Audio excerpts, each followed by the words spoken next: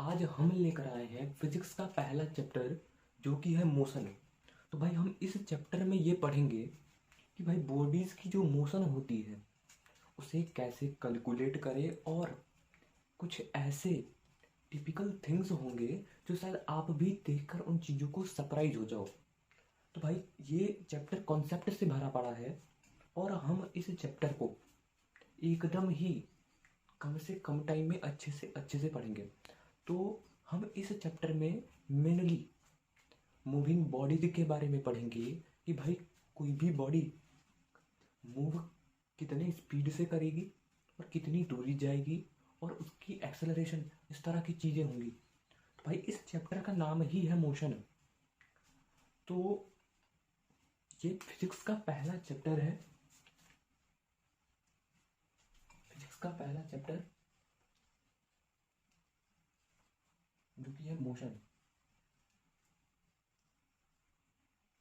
तो भाई आज हम पहले ये इंट्रोडक्शन कर लेंगे भाई हम इस लेक्चर में क्या क्या पढ़ेंगे। तो भाई हम सबसे पहले पढ़ेंगे भाई रेफरेंस पॉइंट क्या होता है। सबसे पहले रेफरेंस पॉइंट जानना जरूरी है।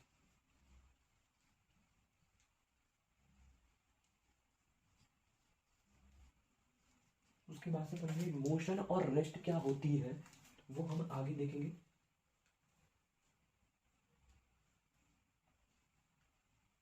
और ये भी देखेंगे भाई ये दोनों इंटर रिलेटेड कैसे होते हैं।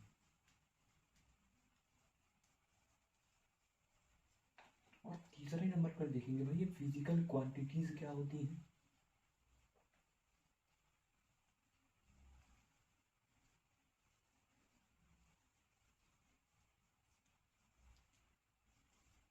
और चौथे नंबर पे भाई ये डिस्टेंस और डिस्प्लेसमेंट, इन दोनों को देखेंगे।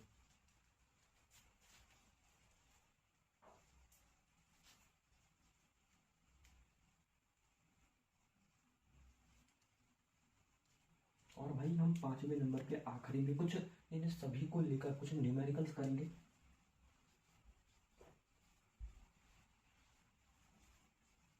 तो भाई आज के लेक्चर में इतनी ही चीज़ें रहने वाली हैं, इतनी ही चीज़ें रहेंगी। और आगे चलकर हम कुछ और थियोरी के क्वेश्चंस लाएंगे, थ्योरी लाएंगे। तो भाई कुछ आगे रहेंगे वो। तो भाई सबसे पहले हम देखते हैं भाई ये रेफरेंस पॉइंट क्या होती है। तो भाई रेफरेंस पॉइंट का मतलब होता है एक ऐसा पॉइंट जो दूसरे पॉइंट को इंडिकेट करे। तो भाई जैसे कि ये बोर्ड, मैं इस बोर्ड को इंडिकेट कर रहा हूँ कि भाई मेरे जस्ट पीछे ही है, तो भाई मैं इसके लिए रेफरेंस पॉइंट हो गया। तो कोई भी ऐसी चीज़ जो आपके लोकेशन को दिखाए, आपने जब ऑनलाइन शॉपिंग भी की होगी वहाँ पर लैंडमार्क करके कुछ आता है, भाई वो क्या होता है, वो रेफरेंस पॉइंट ही एक तरह से होता है जो आपके घर के लोकेशन को बताता है। अब आप समझो कि भाई आपके आपके घर के सामने भाई कोई पेड़ है, कोई बड़ा सा पेड़, और भाई वो बहुत बड़ा है, समझो बहुत बड़ा। और आपका लोकेशन, ज़्यादातर लोग उस रोड के सामने ही आपका घर कुछ कुछ बड़ा सा है भाई। और भाई इतना बड़ा है, आपके घर से भी बड़ा हो। तो भाई जब कोई भी आदमी गुजरेगा तो आप उस, जैसे कि समझो यहाँ से भाई कुछ मीटर ही है, 5 या 10 मीटर 20 मीटर भी है, तो भाई बोलो कि भाई जो सामने एक पेड़ है, लंबा सा पेड़, भाई कुछ सी भी चीज़ का पेड़ हो या भाई कोई भी चीज़ हो, तो भाई उसे बोलो कि भाई पेड़ के जस्ट 10 मीटर आगे आएगा ना। भाई समझो कोई यहाँ पर कोई एक गाड़ी आ रही है, आपका दोस्त ही है, तो बोला भाई वो बहुत दूर से आ रहा है, आपका घर भूल गया। तो भाई आपने क्या कहा, भाई एक पेड़ पड़ेगा और उससे 10 मीटर आगे ले लेना, वही आगे मेरा एक घर है उसी के सामने। तो भाई इस पॉइंट को देने के लिए, आपके घर को दिखाने के लिए, जो ये पेड़ हुआ ये रेफरेंस पॉइंट है, ये रेफरेंस पॉइंट नोट कर लेना है भाई, ये रेफरेंस पॉइंट है। ये क्या है, रेफरेंस पॉइंट है। और जो भी पॉइंट आपके लोकेशन को बताता हो वो रेफरेंस पॉइंट होता है, कुछ नहीं होता, वही रेफरेंस पॉइंट होता है जो आपके लोकेशन को बताता हो। भाई ये मार्कर, भाई ये मार्कर, भाई मैंने क्या कहा, मैंने यहाँ पर रखा, जैसे कि मुझे दिखा रहा है, तो भाई मुझको ये दिखा रहा है, ये रेफरेंस पॉइंट है, ये रेफरेंस पॉइंट है। जो आपको दिखाता हो उसे रेफरेंस पॉइंट बोलते हैं। तो भाई reference point is nothing but which locate any position, किसी भी पोजीशन को जो लोकेट करता हो, बताता हो, डिस्क्राइब करता हो, उसे हम रेफरेंस पॉइंट बोलते हैं। भाई इसमें कोई लॉजिक नहीं है भाई, ये सिंपल सी चीज़ है, तो इसे आप नहीं समझ पाओगे। तो भाई ये इजी सी चीज़ें हैं कि भाई जो आपके लोकेशन को बताता हो उसे रेफरेंस पॉइंट बोलते हैं। तो भाई इसमें कोई बड़ा लॉजिक नहीं है। तो भाई इसकी डेफिनेशन देखते हैं। तो भाई डेफिनेशन, हर एक डेफिनेशन को याद नहीं रखना आपको, आपको डेफिनेशन खुद बनाने की कोशिश करना है भाई, क्योंकि आप डेफिनेशन, हर एक डेफिनेशन को याद नहीं रख सकते। तो भाई रेफरेंस पॉइंट क्या होता है? तो भाई पॉइंट, ऐसा point which is used to locate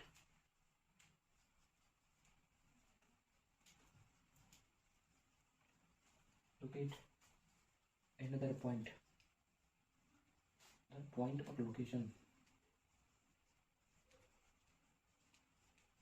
तो भाई ऐसा पॉइंट जो एक दूसरे पॉइंट को या फिर किसी लोकेशन को इंडिकेट करने के लिए लिया जाता हो, लोकेट करने के लिए लिया जाता हो, या फिर इंडिकेट करने के लिए, उसे हम रेफरेंस पॉइंट बोलते हैं। तो भाई कोई भी पॉइंट जो आपको इंडिकेट करता हो, आपके घर के को इंडिकेट करता हो, या किसी भी चीज़ को, कोई भी ऑब्जेक्ट ले लो जो इंडिकेट करता हो, वो रेफरेंस पॉइंट है। और जिसे इंडिकेट करता है, जिसको इंडिकेट करता है, वो तो भाई आपका घर होगा, कोई ऑब्जेक्ट होगा, लेकिन जो इंडिकेट करता है वो रेफरेंस पॉइंट होता है। भाई उस चीज़ से तो पहचान बनती है आपकी। लैंडमार्क आपके देख लो, आप ऑनलाइन शॉपिंग करते हो उसमें भी आ जाता है। भाई इसमें कोई लॉजिक नहीं था, आप इसे इजी से समझ रहे होगे। तो भाई हम आते हैं अब कि भाई मोशन और रेस्ट क्या होता है। मोशन और रेस्ट क्या होता है? भाई मोशन का मतलब ही होता है कि भाई कोई भी ऑब्जेक्ट मूव कर रहा हो, और रेस्ट का मतलब ही क्या होता है कि भाई कोई भी ऑब्जेक्ट रुका हुआ हो। तो भाई इतना ही नहीं है, इसमें कुछ और भी इसमें लॉजिक जुड़े हैं। तो कैसे भाई? तो भाई मैं आपको बता दूं, ये दोनों इंटर रिलेटेड वर्ड है। तो भाई मैं ऐसे कैसे कह रहा हूँ कि भाई एक ऑब्जेक्ट रेस्ट में भी हो सकता है और मोशन में भी हो सकता है। तो भाई ये आपके ऊपर है ही नहीं कि भाई आप मोशन में होगे या फिर रेस्ट में होगे, भाई वो तो ऑब्जर्वर के ऊपर है, ऑब्जर्वर के ऊपर है। तो आइए भाई देखते हैं कैसे। तो भाई समझो एक कार है, समझो एक कार है, एक कार कोई है, समझो आप इसमें बैठे हो, आप इसमें बैठे हो, आप बैठे हो भाई, और बगल में ही आपका दोस्त बैठा है, बगल में ही आपका दोस्त बैठा है। भाई ये दो आप हो, और ये आपके बगल में ही आपका दोस्त बैठा है। और भाई एक स्टॉप मिला, हालांकि आप चल रहे थे, आप चल रहे थे, तो भाई क्या था कि आपका दोस्त आपकी गाड़ी में बैठा होगा, तो भाई वो उसके अकॉर्डिंग आप रेस्ट में नहीं होगे क्या? इस बात को सोचना जरा कि भाई आपके सामने ही, आपकी कार में ही आपका दोस्त बैठा है, तो भाई उसके लिए वो मोशन में है क्या आपके लिए? भाई वो जो उस पोजीशन में था उसी पोजीशन में तो है, तो भाई वो क्या रेस्ट में है क्या? बिल्कुल रेस्ट में है, लेकिन मोशन में नहीं है, मोशन में नहीं है, क्योंकि भाई उसने अपनी जगह को आपके अकॉर्डिंग नहीं चेंज किया। भाई वो मोशन में नहीं, रेस्ट पर ही रहा, रेस्ट पर ही रहा, क्योंकि आपके अपने जब सेम ही कार में बैठा है वो, आप और वो आपका दोस्त सेम कार पे ही बैठे हैं, तो भाई वो मोशन में कैसे आ गया? आप भी तो रेस्ट पर हो, आप भी तो रेस्ट पर हो और वो भी रेस्ट में है, लेकिन लेकिन आपके अकॉर्डिंग ये रेस्ट पर है और इसके अकॉर्डिंग आप रेस्ट पर हो। भाई कहीं बात कहीं गलत लगी हो तो बताना। अब भाई समझो एक स्टॉप आया, एक स्टॉप आया, एक स्टॉप आया, लाल बत्ती भर गई, स्टॉप आ गई। भाई यहीं पर कोई एक दोस्त मिल गया आपका, यहीं पर आपका कोई दोस्त मिल गया, और भाई इसने आपको देख लिया, इसने आपको यहाँ से जाते देख लिया। भाई इमेजिन करना, इमेजिन करना, भाई आपको इसने देख लिया, और भाई आपने इसकी आवाज़ नहीं सुनी, और भाई जैसे ही रेड क्रॉस बट ये बेटा बंद हुआ, आपने यहाँ से निकल गए, और भाई आपका दोस्त वहीं पर रुका रह गया। तो भाई अगर आप दोनों यहाँ से जा रहे थे, और भाई बाद में आपने, इसने भाई फ़ोन किया आपको बाद में समझो यहाँ से 10 किलोमीटर आगे चले गए, तो भाई बाद में जब फ़ोन किया कि भाई तू जा रहा था, मैं देखा कि तू आगे निकल गया, मैं तुझे फ़ोन भी किया, तो भाई इसके अकॉर्डिंग आप रेस्ट पर थे, क्या 10 किलोमीटर बाद भी आप ही की गाड़ी में नहीं होगा क्या? आप ही की गाड़ी में तो होगा ये। तो भाई ये क्या 10 किलोमीटर के बाद 10 किलोमीटर के बाद 10 किलोमीटर के बाद भी आपकी गाड़ी में भी यही होगा बंदा जो यहाँ पर बैठा था, आपका दोस्त, और आप भी यही होगे। और लेकिन इसके अकॉर्डिंग आप मोशन में थे, यहाँ पर मोशन में आ गए, लेकिन यहाँ पर भी इसके अकॉर्डिंग आप मोशन में नहीं हो, रेस्ट पर ही हो, और इसके अकॉर्डिंग आप मोशन में हो। तो भाई ये क्या है, दोनों मोशन और आप रेस्ट पर भी एक के अकॉर्डिंग हो, और एक के अकॉर्डिंग मोशन में भी हो, और एक के अकॉर्डिंग रेस्ट पर भी हो। तो भाई ये चीज़ें ऑब्जर्वर के ऊपर होती हैं, ऑब्जर्वर के ऊपर होती है कि भाई वो आपको किस तरह देख रहा है। तो भाई अगर आपको वो रेस्ट के अकॉर्डिंग देखे तो भाई रेस्ट में आप मोशन में हो, तो भाई आप भी मोशन में, और वो भी आपके साथ साथ दौड़ रहा है, तो भाई वो भी रेस्ट पर ही रहेगा। और वो रेस्ट पर है, आप मोशन में हो, तो भाई आप भी मोशन में ही रहोगे उसके अकॉर्डिंग। तो भाई ये ऑब्जर्वर के ऊपर होती हैं चीज़ें, ऑब्जर्वर के ऊपर चीज़ें होती हैं कि भाई वो आपको मोशन में देखेगा या फिर रेस्ट पर देखेगा। तो भाई आइए इनकी डेफिनेशंस देखते हैं। तो भाई डेफिनेशंस कुछ हार्ड नहीं है, ये आपको मैं पहले से ही बता रहा हूँ कि भाई इन्हीं चीज़ों की डेफिनेशंस आपको याद नहीं रखनी, क्योंकि भाई न्यूमेरिकल्स में ही थोड़ा दिमाग लगाना पड़ता है। भाई मोशन क्या होता है, डिफरेंसेस देखेंगे। तो मोशन होता है when any body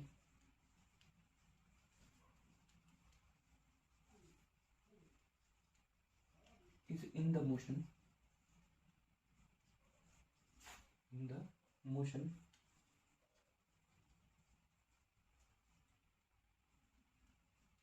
in the respect of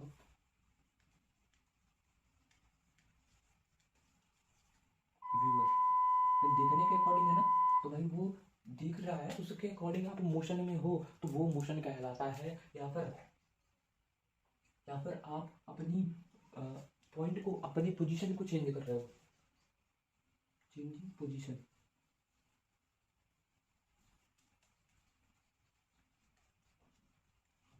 तो भाई इसमें पोजीशन चेंज होता है व्यूअर के अकॉर्डिंग, और यहाँ पर ये इसके अकॉर्डिंग है, बट इसका अपोजिट है। When any object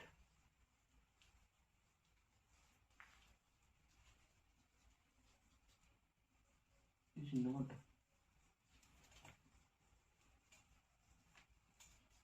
changing its position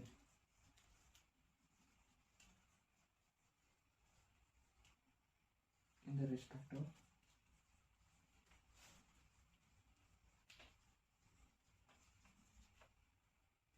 viewer. देखने वाले के अकॉर्डिंग अगर वो रेस्ट में हो तो उसे बोलेंगे भाई रेस्ट, वो अपना पोजीशन ना चेंज करे, तो भाई वो रेस्ट पर ही होगा। तो यहाँ पर लिखेंगे not changing position, not changing position.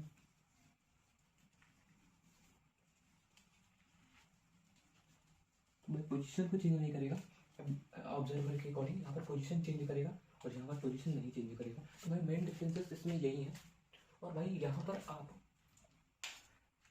when any body is changing its position, तो भाई यहाँ पर ये भी लिख सकते हो when any body is in the motion, ये भी सही है, it is changing। लेकिन ये वाला लिख लो, ये थोड़ा अच्छा और भी ज़्यादा इम्प्रूव हो जाता है इसमें। Its position in the respect of viewer. भाई व्यूअर के अकॉर्डिंग अगर वो अपनी पोजीशन को चेंज करेगा, भाई अगर वो अपनी पोजीशन को चेंज करेगा तभी तो वो मोशन में है, और अगर नहीं चेंज करता है तो वो रेस्ट में है। भाई आप रेस्ट किसी भी आदमी को देखो तो वो एक ही जगह पे खड़ा रहता है, ये तो एकदम ही छोटी छोटी चीज़ें हो जाती हैं। तो भाई मेरे हिसाब से आपको इसमें कुछ ज़्यादा लॉजिक नहीं लगा, उतना भी लॉजिक है पर उतना ज़्यादा नहीं है।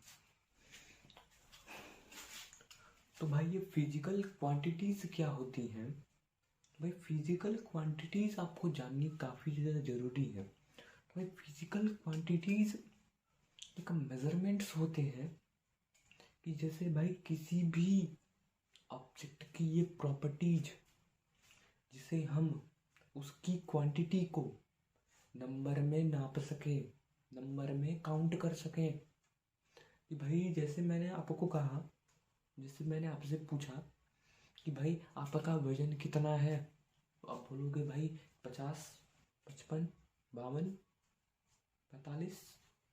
तो भाई आपका ये एक क्या था भाई, आपका ये एक प्रॉपर्टी था कि आपके पास मास है और आप इसे किस में, नंबर में काउंट कर सकते हो। तो भाई ये है एक फिजिकल क्वांटिटी।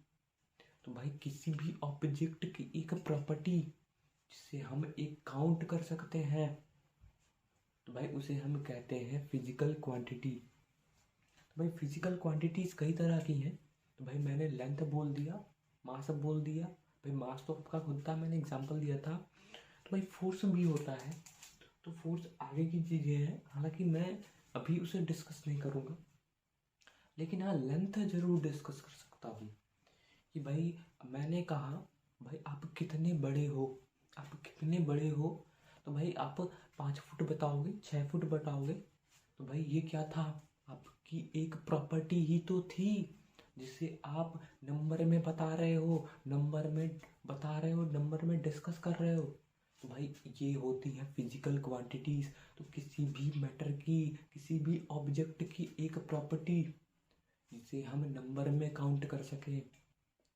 तो भाई ऐसी कोई भी क्वांटिटी जिसे हम काउंट कर सकें वो फिजिकल क्वांटिटी होती है। ऐसी फिजिकली काउंटेबल थिंग्स को ही हम फिजिकल क्वांटिटी कहते हैं, फिजिकल क्वांटिटी कहते हैं। भाई फिजिकल क्वांटिटीज का मतलब ये होता है कि भाई किसी चीज़ को क्वांटिटी में काउंट कर सकते हैं, किसी भी चीज़ को काउंट कर सकते हैं। हालांकि भाई इसके साथ यूनिट्स भी होते हैं। तो भाई यूनिट्स क्या होते हैं भाई चीज़, भाई मास केजी में नापते हैं, ग्राम में नापते हैं। तो भाई ये उसकी यूनिट है, ये उसकी यूनिट है। किसी भी चीज़ को नापने की एक यूनिट बनाई गई है, तो भाई उसी को यूनिट कहते हैं। भाई मास को अब ऐसा थोड़ी ना भी 50 ग्राम, 50 लीटर लिख दिया आपके मास को, भाई आप इतने 50 लीटर के हो, भाई ये कोई चीज़ थोड़ी ना है। तो भाई आप केजी में हो, इसकी यूनिट्स बनाई गई हैं। तो भाई ये चीज़ें काफ़ी ज़्यादा ज़रूरी है कि भाई मैं यहाँ पर क्वांटिटीज़ को मैग्नीट्यूड मैग्नीट्यूड प्लस यूनिट के साथ दिखाया जाता है, एसोसिएट किया जाता है। तो भाई ये चीज़ें आप नोट्स में ज़रूर लिखना, फिजिकल क्वांटिटी की हेडिंग डालकर, physical quantity.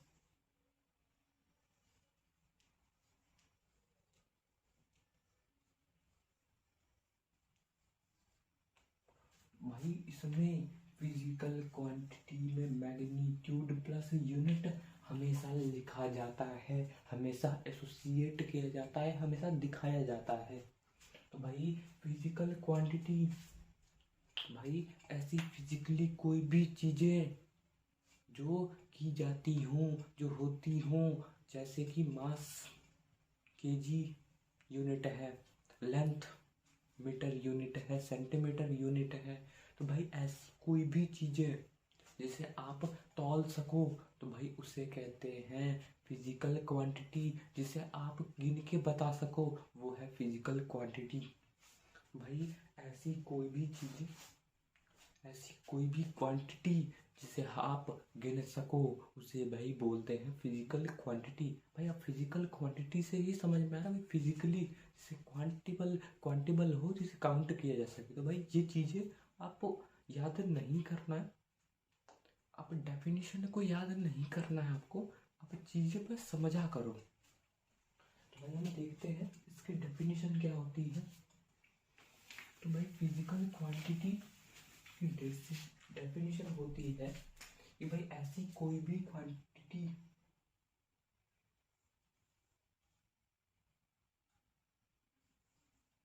all those quantity which can be measured,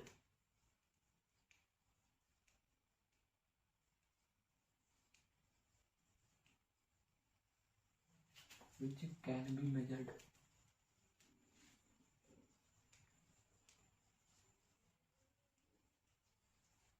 which can be measured। भाई जैसी कोई भी क्वांटिटी जिसे आप मेजर कर सको। भाई इनको फर्दर क्लासिफिकेशन में बांटा गया है। तो भाई वो क्या क्या है? तो भाई स्केलर और वेक्टर, ये दो मेन क्लासिफिकेशंस है। तो भाई किसके अकॉर्डिंग इन्हें बांटा गया है वो चीज़ भी हम डिस्कस करेंगे। तो भाई दो चीज़ें होती हैं जो क्लासिफाइड किए गए हैं इसके अंदर। तो भाई पहला होता है स्केलर। भाई वर्ड से मत डरना, चीज़ें आसान है, हार्ड नहीं है। और एक है वेक्टर, एक है वेक्टर, एक है वेक्टर। तो भाई स्केलर क्या होता है? तो भाई ऐसी चीज़ें जिसे बस मैग्नीट्यूड की ज़रूरत हो। तो भाई मैग्नीट्यूड, हालांकि मैंने पहले नहीं बताया था आपको। तो भाई मैग्नीट्यूड का मतलब वो होता है कि भाई उसका काउंटेबल नंबर। भाई अब मैंने कहा कि भाई आप 5 फुट के हो, 5 फुट के हो, आप 5 फीट के हो, 5 फुट के हो। भाई यहाँ पर 5, ये है मैग्नीट्यूड, ये है मैग्नीट्यूड, इसे कहते हैं मैग्नीट्यूड। मैंने कहा भाई 50 केजी के हो, 50 किलो के हो, तो भाई इसे कहते हैं मैग्नीट्यूड, मैग्नीट्यूड कहते हैं इसे। तो भाई किसी भी यूनिट के सामने एग्जैक्ट कोई नंबर लिखा हो तो भाई उसे कहते हैं मैग्नीट्यूड। हालांकि इसमें कोई चीज़ें कॉम्प्लिकेट नहीं थी। मैग्नीट्यूड कोई भी एक नंबर, भाई ये यूनिट, इसके सामने का नंबर, तो भाई ये मैग्नीट्यूड। भाई क्वांटिटी बता रहा है, क्वांटिटी, तो भाई क्वांटिटी बता रहा है उसे मैग्नीट्यूड कहते हैं। ठीक है। तो भाई स्केलर में होता है किसी भी क्वांटिटी को डायरेक्शन की ज़रूरत नहीं होती। डायरेक्शनलेस क्वांटिटी है, फिजिकल क्वांटिटी का ही। तो भाई डायरेक्शनलेस का मतलब क्या होता है? भाई डायरेक्शनलेस का मतलब क्या है? तो भाई मैंने पूछा आपका वजन कितना है, वजन कितना है, तो भाई आप बताओगे 50 किलो, 50 किलो। भाई ये थोड़ी ना बता दो कि भाई 50 किलो वेस्ट में। अब भाई ऐसा कुछ है क्या 50 किलो वेस्ट में, 50 किलो ईस्ट में, 50 किलो नॉर्थ में, 50 किलो अप में? भाई इसमें डायरेक्शन की कोई ज़रूरत लग रही है क्या? अब भाई मैंने आपसे पूछा भाई आपका लेंथ कितना है, तो भाई आप बताओगे 5 फीट, 6 फीट। इसमें क्या कोई डायरेक्शन की ज़रूरत है क्या? भाई 5 किलो फीट ऊपर, 5 फीट बगल में, 5 फीट नीचे, भाई इसकी कोई ज़रूरत नहीं है। तो भाई आपकी जो लेंथ है, आपका जो ऊंचाई है, उसे भाई किसी डायरेक्शन की ज़रूरत नहीं है। तो भाई direction not mandatory, direction less quantity लिख सकते हो उसे, डायरेक्शन लेस क्वांटिटी।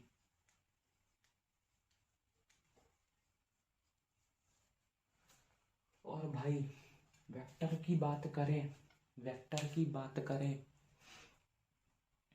तो भाई वेक्टर का मतलब होता है कि भाई ऐसी कोई भी क्वांटिटी जो भाई डायरेक्शन बताता हो, डायरेक्शन बताता हो। तो भाई डायरेक्शन में क्या क्या आता है? तो भाई डायरेक्शन में आता है डिस्प्लेसमेंट। हालांकि चीज़ें और भी क्लियर होंगी, चीज़ें और भी क्लियर होंगी आगे जब हम डिस्टेंस और डिस्प्लेसमेंट पढ़ेंगे।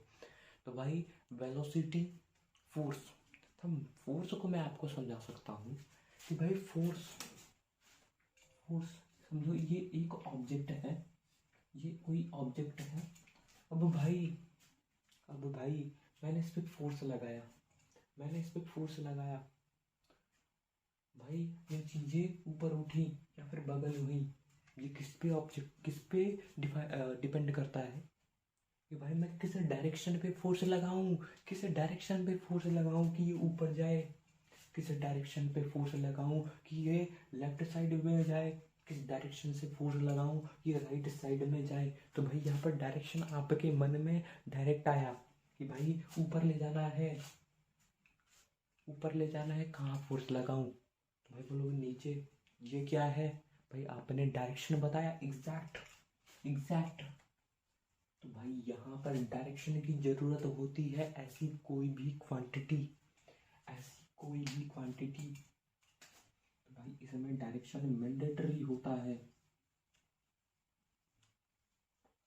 तो भाई मैं फोर्स की बात कर रहा था, यहाँ पर फोर्स कि भाई अगर मैं यहाँ से लगाता तो ये बॉडी इधर जाता।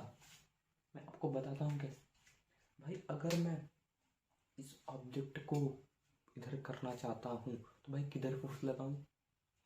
मेरे खुद से सवाल पूछा, भाई इधर लगाऊं या इधर लगाऊं, भाई किधर लगाऊं, डायरेक्शन पूछ रहा है मेरा दिमाग।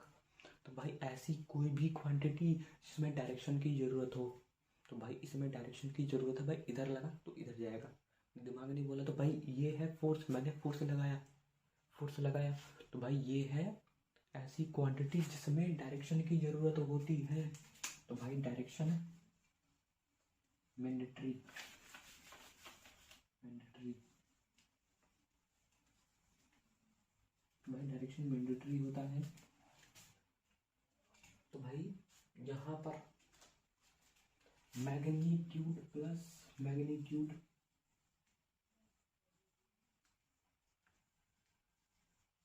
मैग्नीट्यूड प्लस यूनिट के साथ इसे दिखाया जा सकता है। मैग्नीट्यूड और यूनिट के साथ से दिखाया जा सकता है, पर इसे मैग्नीट्यूड यूनिट प्लस डायरेक्शन के साथ दिखाया जाता है। डायरेक्शन,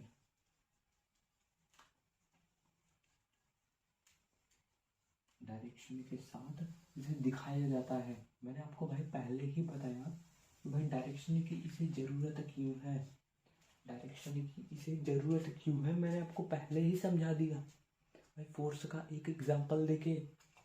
हालांकि भाई अभी वो एग्जांपल्स थोड़े से हार्ड हो सकते हैं जो अदर एग्जांपल्स हो। तो भाई इसका एग्जांपल होता है मास। मैंने मास को भी बताया था भाई ये स्केलर क्यों है, इसे डायरेक्शन की क्यों ज़रूरत नहीं पड़ती, क्योंकि भाई हमें मास में किसी डायरेक्शन की ज़रूरत है ही नहीं। भाई आपके वजन को क्या किसी डायरेक्शन की ज़रूरत है क्या, कि भाई किस डायरेक्शन में आपका मास है, तो भाई किसी डायरेक्शन की ज़रूरत है ही नहीं। लेंथ,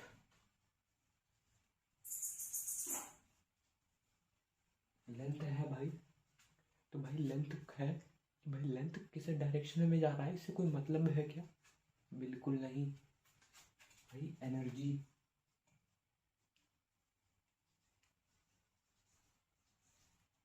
भाई ये आगे चल के मिलेगा, लेकिन वेक्टर क्वांटिटी की बात करें तो भाई वेक्टर क्वांटिटी के एग्जांपल्स हो जाते हैं फोर्स,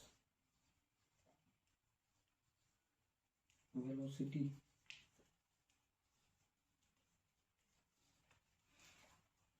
डिस्प्लेसमेंट,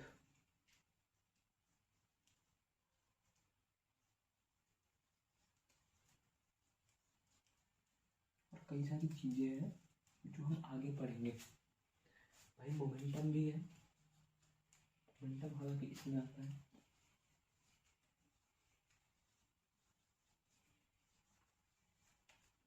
भाई कई सारी चीज़ें हैं, तो भाई हम आगे चल के उन चीज़ों को पढ़ेंगे।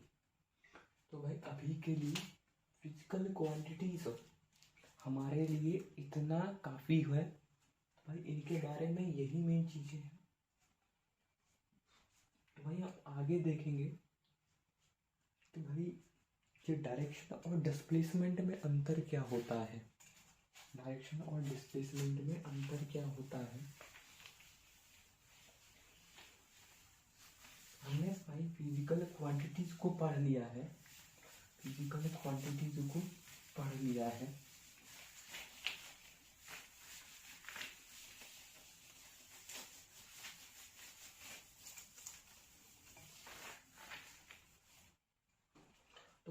उसके पहले मैं आपको बता दूं, डिस्टेंस क्या आप नहीं जानते हो क्या? डिस्टेंस भाई, आप बोलोगे दूरी, बिल्कुल दूरी को ही हम डिस्टेंस बोलते हैं, दूरी को ही हम डिस्टेंस बोलते हैं।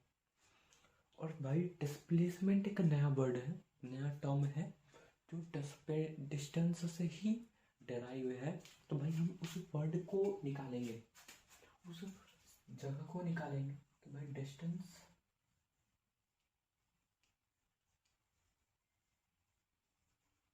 और भाई डिस्प्लेसमेंट, दोनों चीज़ों को हम देखेंगे।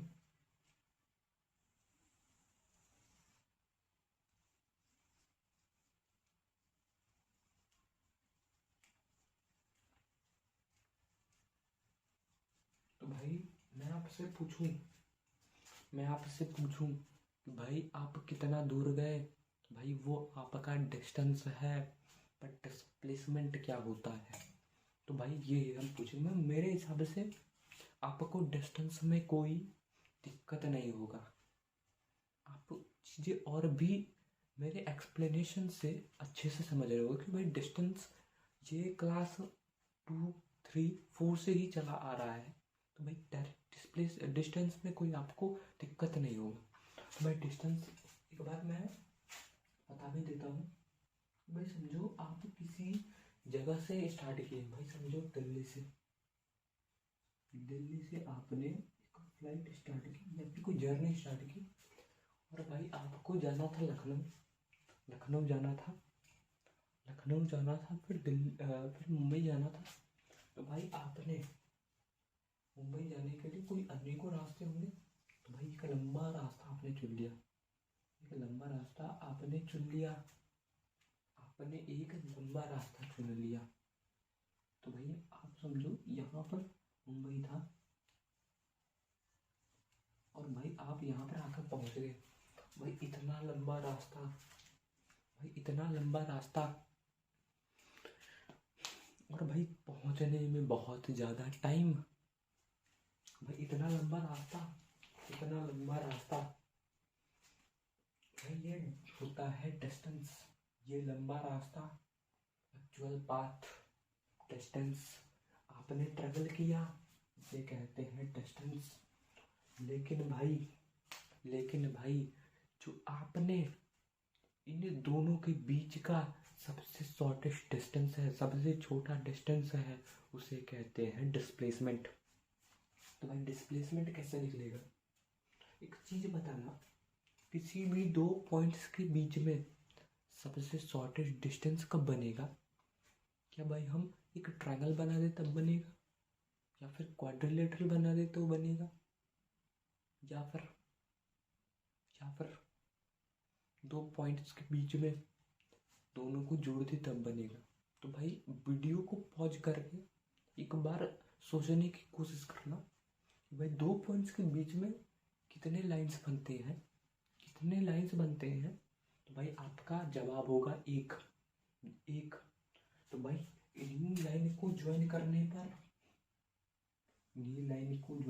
पर जो ये लाइन मिला, जो ये डिस्टेंस मिला, इसी को डिस्प्लेसमेंट कहते हैं, इसी को डिस्प्लेसमेंट कहते हैं,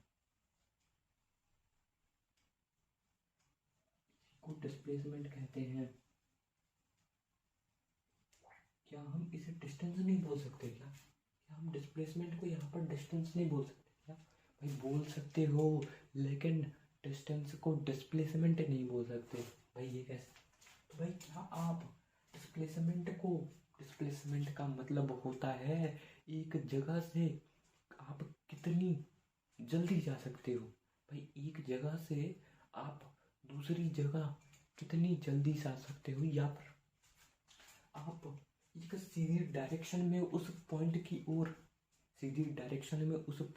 ओर जाते हो, उसको डिस्प्लेसमेंट बोलते हैं।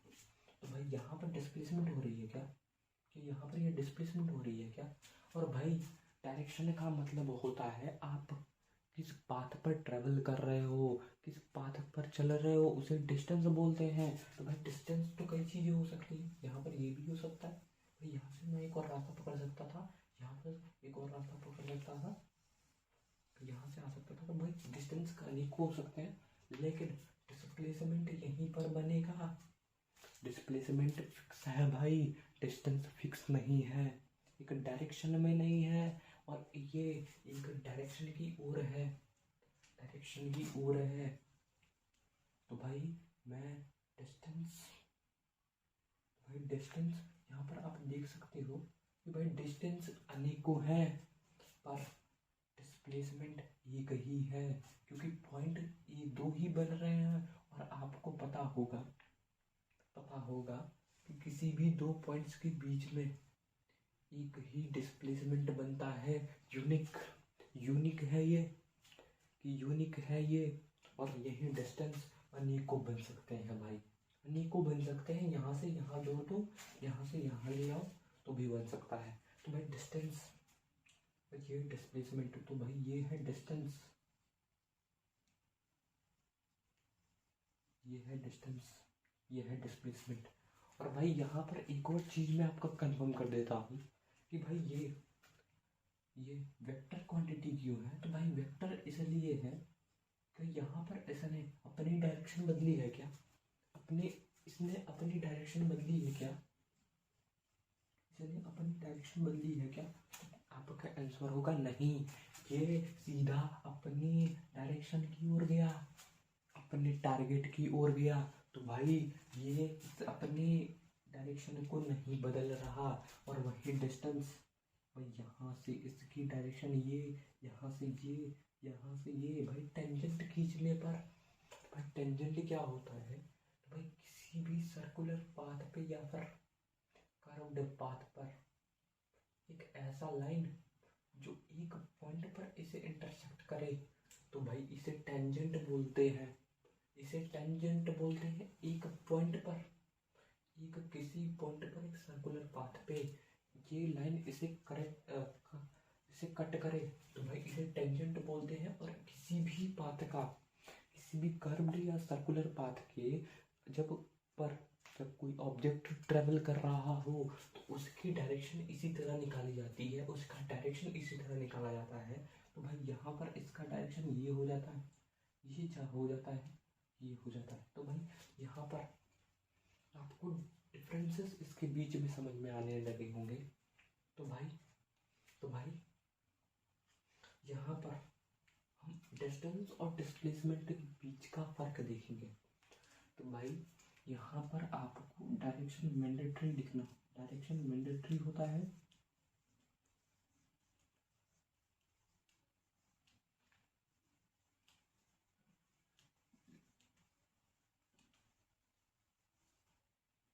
वेक्टर क्वांटिटी,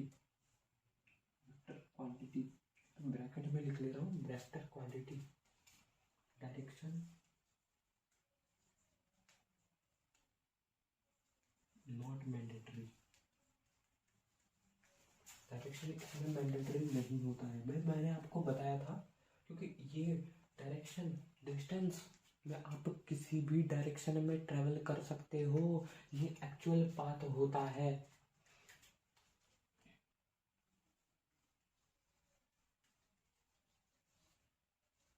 भाई ये है स्केलर क्वांटिटी, भाई actual path,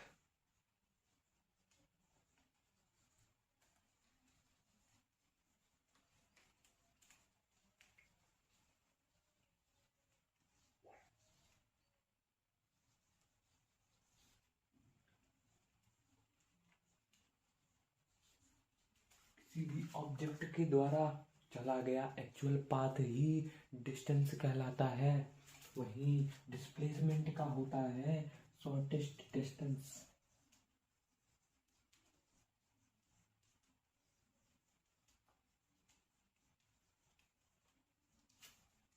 between two points, between two points।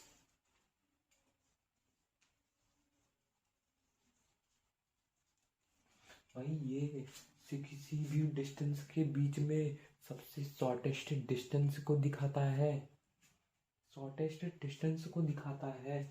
तो भाई ये है स्केलर क्वांटिटी। यहाँ पर ये भी मेंशन कर सकते हो,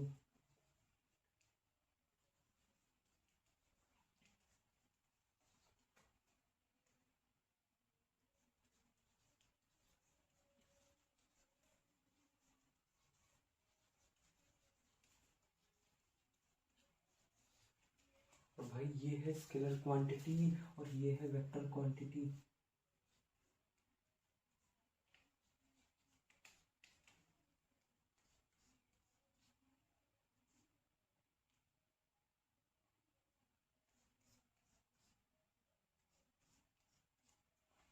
भाई कुछ ये डिफरेंसेस थे जो डिस्टेंस और डिस्प्लेसमेंट को अलग बनाते हैं, डिस्टेंस और डिस्प्लेसमेंट को अलग बनाती हैं। भाई डिस्टेंस क्या होता है कि भाई आपकी जर्नी की एक्चुअल पाथ जिस पे आपने ट्रेवल किया हो उसे हम डिस्टेंस बोलते हैं। और डिस्प्लेसमेंट किसी भी दो पॉइंट्स के बीच में आपकी इनिशियल, यानी कि मैं पहले यहाँ पर खड़ा था, आपको डिफाइन करता हूँ। भाई समझो आप पहले यहाँ पर खड़े थे, उसके बाद से अपने कुछ डिस्टेंस चला, अपने कुछ समझो यहाँ से ऐसे कुछ चला, तो भाई यहाँ पर आ गए, यहाँ पर आ गए। भाई समझो कहीं आपने रास्ता चला, भाई कुछ भी हो सकता है, और यहाँ पर आ गए। भाई यहाँ से रास्ता नहीं, यहाँ से यहाँ पर जहाँ पर आपको आना था आ गए। तो भाई यहाँ पर डिस्प्लेसमेंट क्या होगा, तो भाई डिस्प्लेसमेंट इन दोनों पॉइंट्स को जोड़ने पर जो लाइन मिलेगा उसे डिस्प्लेसमेंट बोलेंगे, उसे डिस्प्लेसमेंट बोलेंगे, इसे डिस्प्लेसमेंट बोलेंगे, इसे डिस्प्लेसमेंट बोलेंगे। ये है भाई डिस्प्लेसमेंट, ये है डिस्टेंस।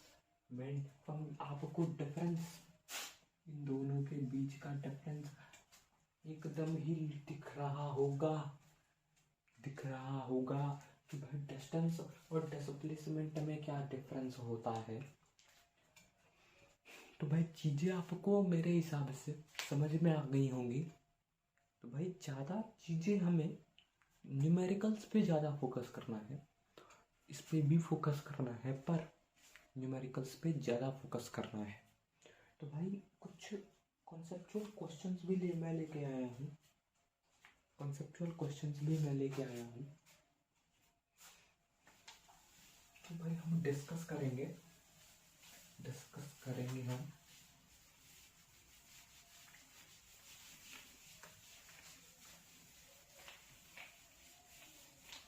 तो भाई एक क्वेश्चन,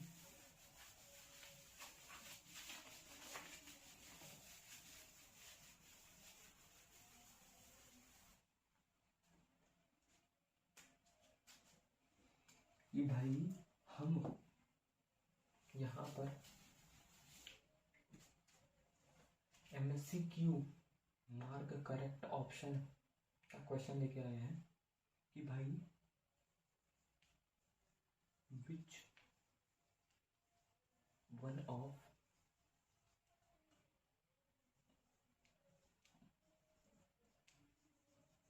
मोस्टली कैन ऑकर, कि भाई इन चीज़ों में से ज़्यादा कौन सा होगा, ज़्यादा बार इनमें से कौन सी चीज़ें हो सकती हैं। तो भाई ऑप्शन देखो, डिस्टेंस, हालांकि भाई मैं डिस्टेंस के लिए, distance always greater than displacement,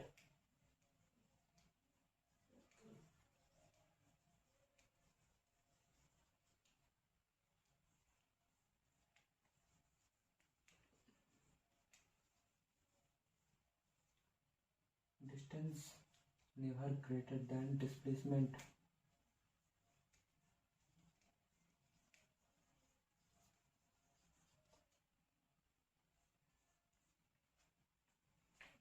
displacement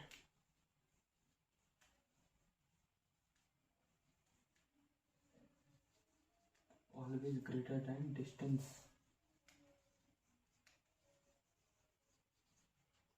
और भाई डी है, दोनों इक्वल हो सकते हैं।